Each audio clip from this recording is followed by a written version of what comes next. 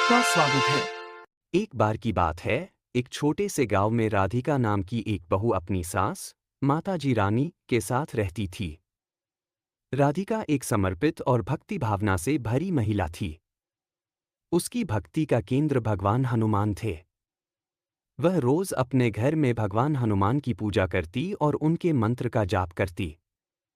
दूसरी ओर, माताजी रानी थोड़ी सख्त और पारंपरिक महिला थीं, जो केवल अपने घर के कामकाज और पारिवारिक परंपराओं में यकीन रखती थीं। उन्हें हनुमान जी की भक्ति से ज्यादा अपने बेटे और परिवार की इज्जत की चिंता बनी रहती थी। राधिका का हर दिन हनुमान जी के साथ गुजरता था। वह हनुमान चालीसा का पाठ करती और उनकी तस्वीर के सामने खुशबूदार फूल चढ़ाती। वह अपनी सास से कहती, माँ, क्या हम भी भगवान हनुमान के प्रति थोड़ी भक्ति कर सकते हैं? वे हमारे हर कष्ट का निवारण करते हैं।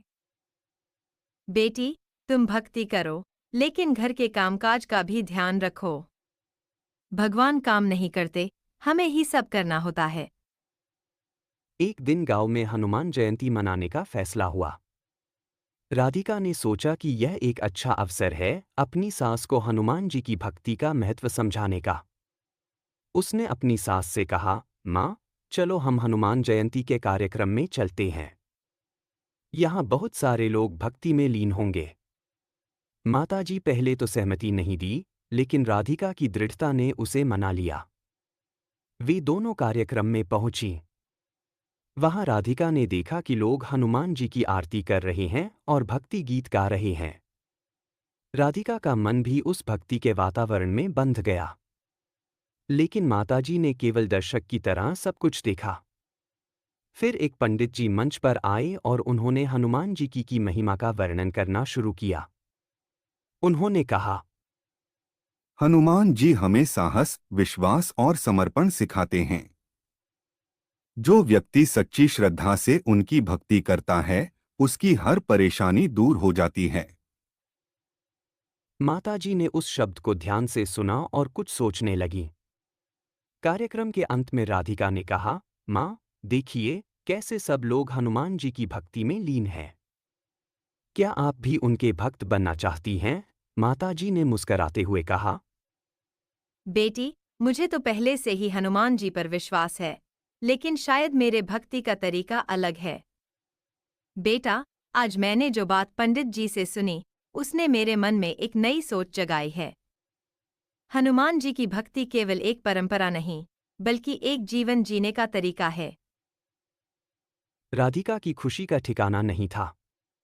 उस रात माताजी ने राधिका से कहा, बेटा, आज से मैं भी प्रतिदिन हनुमान चालीसा का पाठ करूंगी। तुम मुझसे पढ़वाना।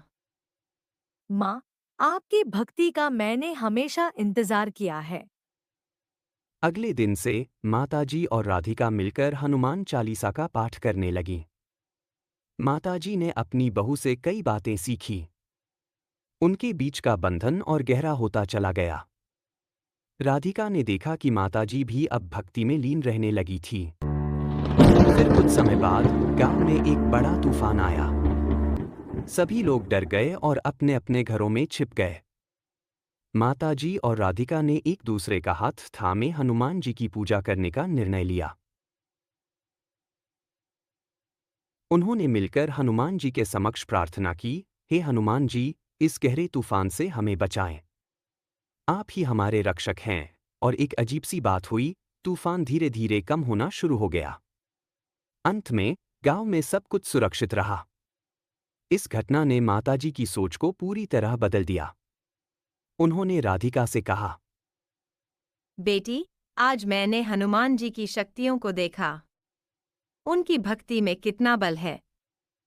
अब से मैं हनुमान जी की भक्ति में पूरी तरह लीन रहूंगी। माँ, यही तो मैं चाहती थी। हम दोनों मिलकर हनुमान जी की भक्ति करें और अपने परिवार में प्रेम और एकता बनाए रखें। तभी से राधिका और माताजी के बीच का रिश्ता और भी गहरा हो गया। दोनों मिलकर हनुमान जी की भक्ति करने लगीं